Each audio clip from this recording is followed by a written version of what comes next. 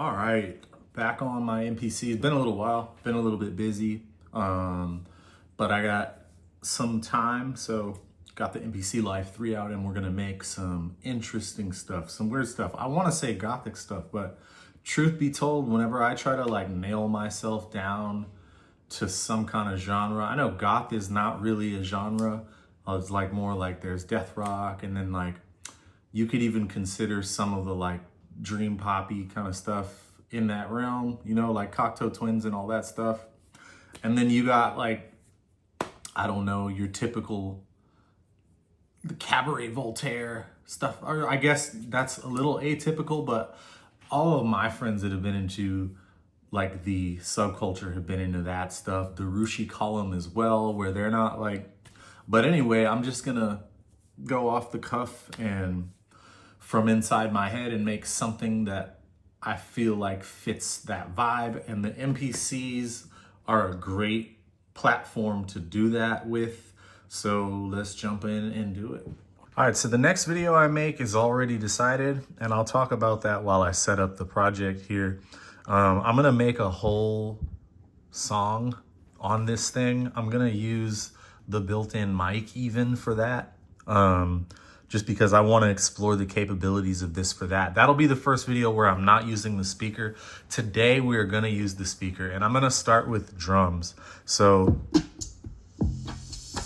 I'm not going to use this dreaded trap kit. I'm going to create a new track here. It'll be a drum track. We're going to load it up.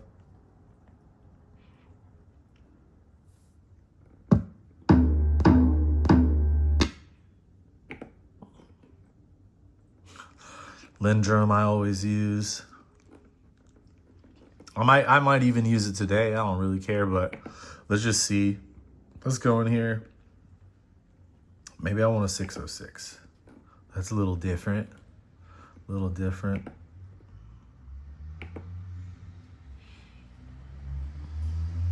Nah.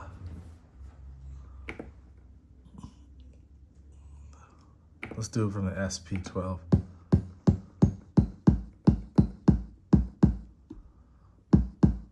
All right, I'm gonna load it up. Got it on.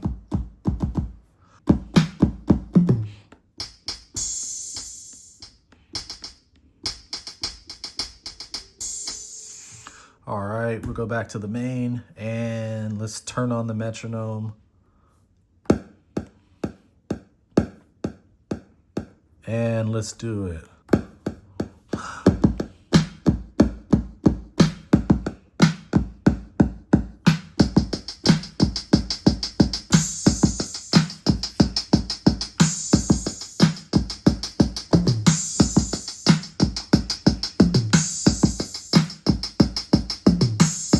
Let's set up the bass track. So this is drum 02. I'm fine with that.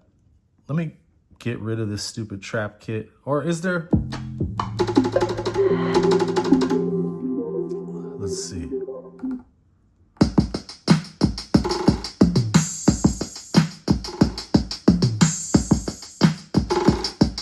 I kind of like that actually.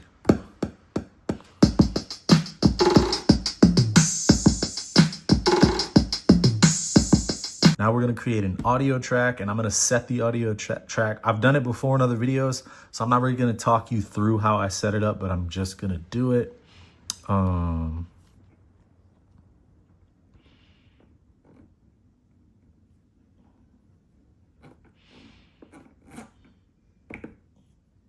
right, and cool. All right, I'm going into the first input of the two. Let me lift that up.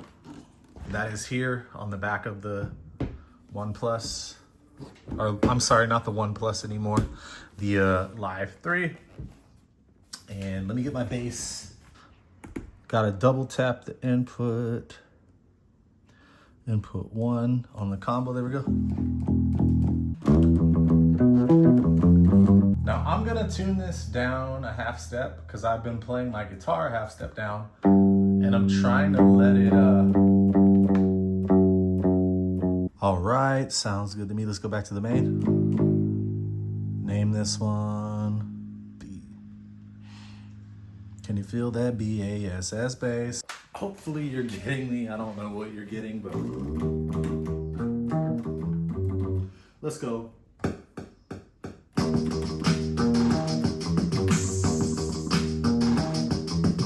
I think I want to make a second part for this one. I want to duplicate the sequence basically. So I'm going to go here, copy sequence, and I'm going to copy this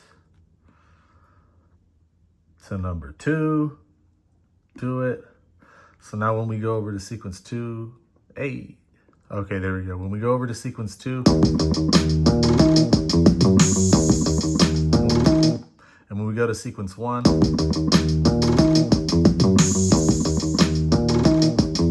so what I'm gonna do over here, that's only gonna be on sequence 1. I'm gonna click on this and we're gonna delete your ass. So now we got,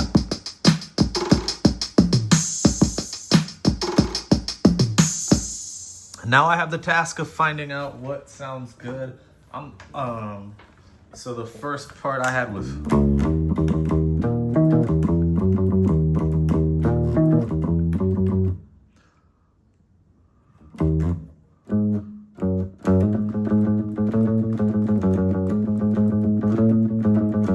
yeah, that'll be good. Because if I,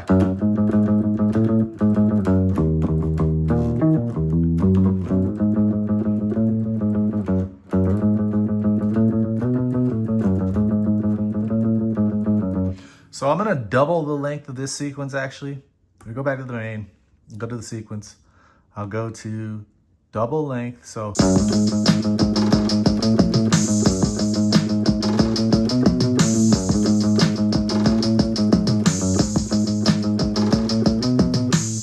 Cool, let's do it.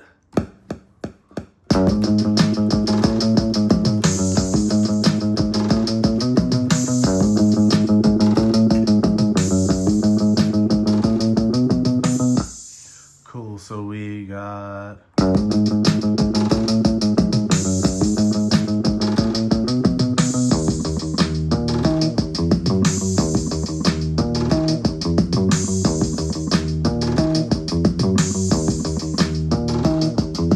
I'm gonna start with this sequence.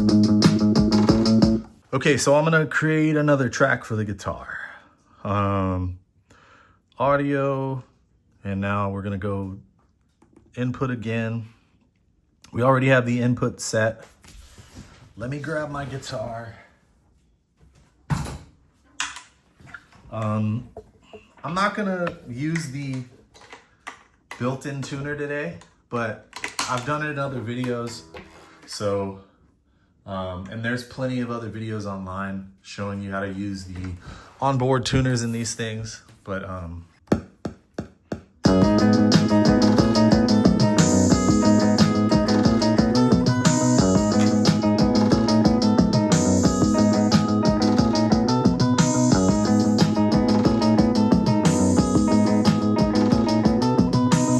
that's good. So we're gonna go over and we're gonna duplicate this track. And this one at some point is gonna be like really tremolo-y, like, so this is just like A flat minor.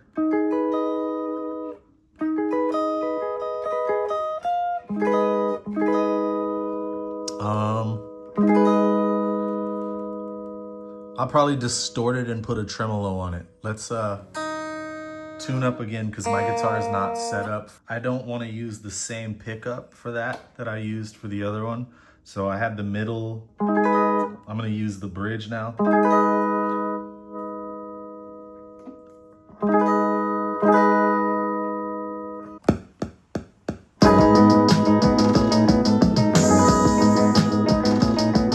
Sounds good to me. Now we've got to go back to the first sequence.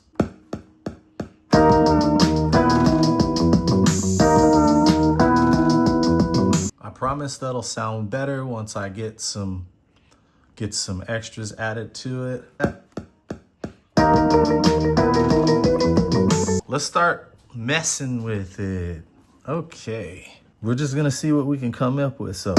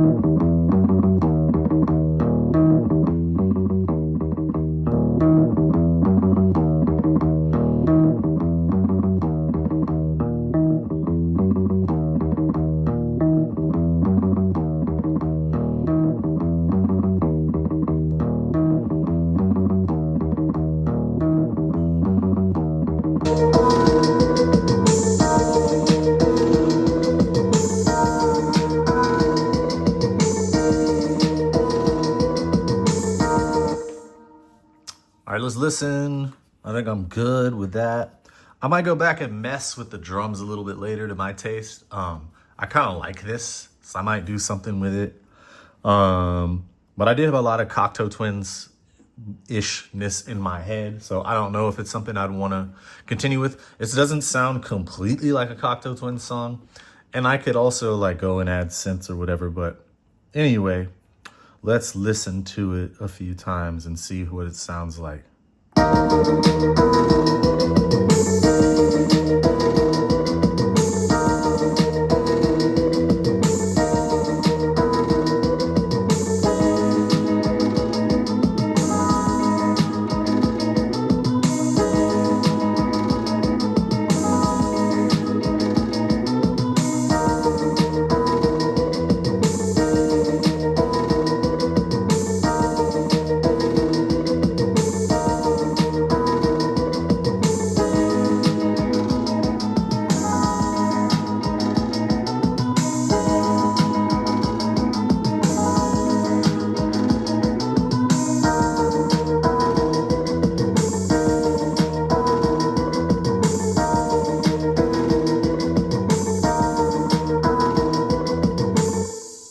Let me know what you guys think.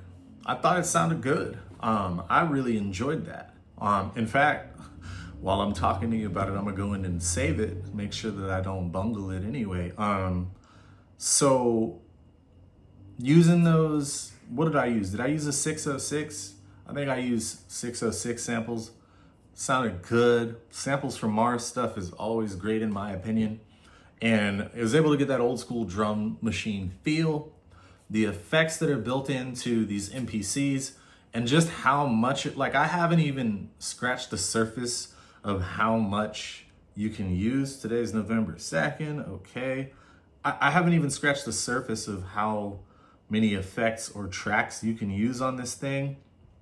But that's something that I'm gonna have to delve deeper into myself, just because I freaking love it. I got Analog Dreams, and then I have the new Iona, the SH101 copy that's inside of this. So I'm gonna make some stuff with that. But the next one's gonna be making a full song. So I made like a verse chorus type of thing for that track, but I'll do a 3-part song next.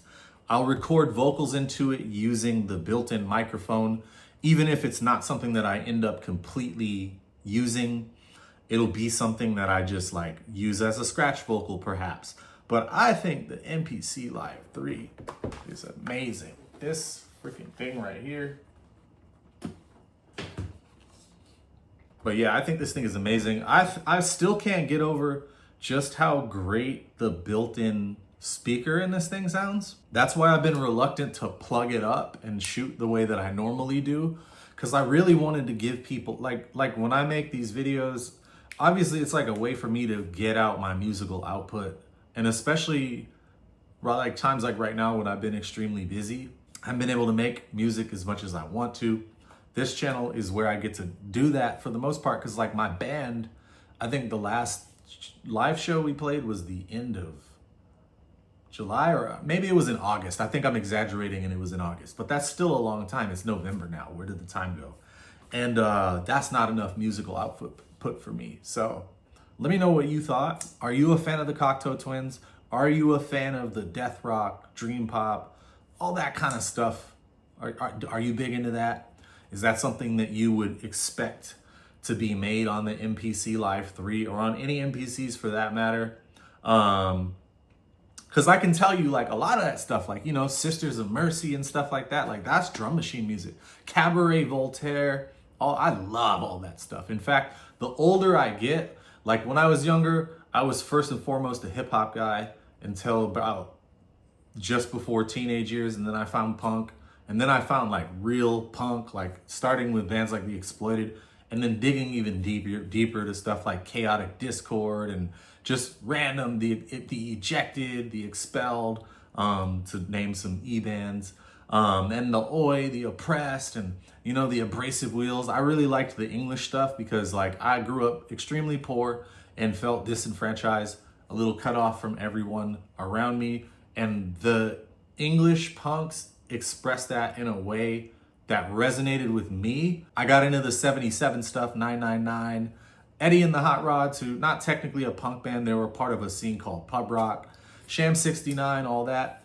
You know what it is if you're like into punk and like you're really into punk like that, and you like, maybe I got into it from like The Offspring and then like No Effects and Lagwagon and all that stuff, and then went through the whole journey. You found Black Flag and Bad Religion, and they're a little more like charged, and then I'm like, oh, GBH, and GBH is like a big entry. GBH and Exploited are a big entry for a lot of people into the punk that was really my thing, like what I really love. The Partisans, the Abrasive Wheels, the Skeptics, the 82 stuff was always my big, I still love it and listen to it today. But anyway, I always liked like Bauhaus, and I would listen to a little bit of Sisters in Mercy. Obviously, Susie and the Banshees. Who doesn't like Susie and the Banshees? But the older I get, the more of an appreciation that I start to have for that stuff. And you start to also realize how much of an influence it had on indie rock. Like a lot of the bands like Grizzly Bear and like Dr. Dog and stuff like that, you can really hear the influences of what you would consider, like what we actual subculture people would consider goth stuff. Because like, you know, there's the whole mall goth thing. And today, like, subcultures don't mean anything. You've got like just kind of the bastardization of all the subcultures, because in an area where everything is everywhere all the time for everyone, like nothing has any meaning. And that's what social media has done to all of these things that people like myself, you know, we really cultivated an appreciation for. And by cultivate, I literally mean cultivate. Like I spent hours catching buses to go to record stores, getting stranded in the middle of a Christmas parade, couldn't get back home and had to wait for hours because I caught the bus for hours to go and buy a Captain Oi compilation from a band that I'd seen on the back of George from the Casualties' jacket at a show that I went to or something like that, or on a shirt from whatever, somebody from The Virus, and I was like, I gotta have that band. And I didn't have a computer growing up, so it wasn't like I could just go online. And even my friends that did have computers, like that only got you so far back then, which was a blessing, because I have a love for music that like I talk to a lot of young people today, and that they love it. It's just different. It's just when you have to go on journeys to interact with the music that you love, you have a different relationship with it. And nowadays everything is disposable because it's so easily accessible, which nice that it's nice that bands can have these resurgences and support themselves maybe for the first time in some of their cases because something blows up on TikTok. I think that's great for some of these older musicians. But also it's almost like looks, where like I used to be in a place, look across the room and see a person that had on an Addicts shirt, and I knew like, oh, we probably think along the same lines. We probably love the Rocky Horror Picture Show. We probably love A Clockwork Orange, and probably through that got into reading the book and reading about the actual final chapter in the English version of the novel. We might be able to recite a little bit of NADSAT to each other because we're just dorks like that. And we probably love the rest of Kubrick. Maybe we know Jodorowsky movies because back then they were illegal. You had to pass them around on VHS. You know, you might have gotten a VHS copy of Akira from somebody too. Like from that Addict shirt, it was so rare that I knew that me and that person would probably get along on some level. And I have friendships that at 40 years old, people that I met when I was 15, 14, that we're still friends because of that there. And that's something that's kind of lost today. But anyway, that's a long way off of the MPC. But that's how I feel about music and like what music's done for me in my life, and like the friendships, the relationships that I've had. Even my marriage, like a lot of that's what connected us. Was our love of certain music, of certain films. It got Freaks behind me, got a Carol Lombard film, Supernatural, on the wall. Yeah, just all that stuff. That was a cultural way that you could signify to someone else that we are the same. And maybe we're not the same, but we are similar in our outsider status. You know what I mean? Big rant. What do you think about making that type of music on MPCs? What do you think of the process? Does it look easier or more difficult than the process that you use if you make music like that? Because I'll tell you, for me, I used to like share a rehearsal studio with a bunch of bands, and I would go in there, like I had a knee surgery, and that's when I really got into recording music again. And I would go in there and spend hours to mic a drum kit, spend all the time it took to, after I get the drum kit mic'd, I'd have the tune in my head. That's the way I've always done it. Hit record, run back over to the drums, sit in place, click the drums, play the parts. Hopefully they're in a decent amount of time. I've always been pretty good at keeping time. And then who knows how many times you have to do that sometimes, because you listen back and you don't like that during a drum fill, you click the drums together too much. Which, shout out to Tame Impala, because if you go back and listen to Lonerism and Inner Speaker, when he's doing his fills, you hear the drumsticks click together like a bunch of times. And I love that he left that in there. That's one of the I love that about Kevin Parker and his production style. This is a long rant of an outro. I don't care. Who cares? This channel is not like a corporate entity or anything, so I can ramble as much as I want. But anyway, this workflow right here is light years from that. For me, it makes it so easy for me to express myself quickly. Like, it's been an hour. It's literally been an hour since I made that, ranted.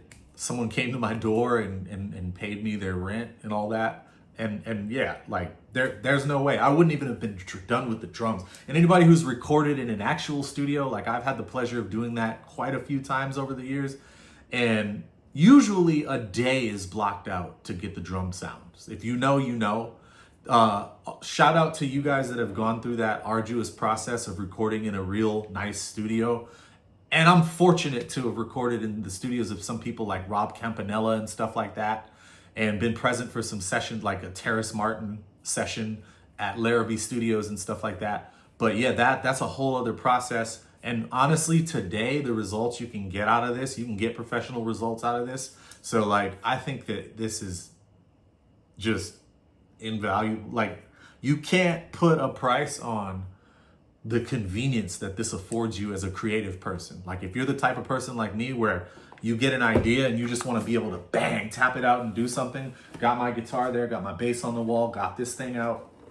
And if I want, I can even plug my guitar pedals up into it. Now, like, you just can't replace this. I used to have to drive 20 minutes to my studio, mic the drums, go back and forth from a drum set, tiptoe so I don't knock over a cymbal or knock the mic out of place. Just a nightmare. And then recording in other people's studios where you spend 3-4 hours or an entire day, so you have to pay for a day of studio time just to get the drum sounds. Like, yeah, it's a no-brainer. What I was gonna say is, give me your studio toiling nightmares down in the comments. If you guys watch this and you've had experiences similar to mine, where you're playing guitar in a band and you guys book studio time and you're just in there sitting there smoking cigarettes or whatever for an entire day while they get drum sounds. That's all I got. Peace. Look out for the next ones.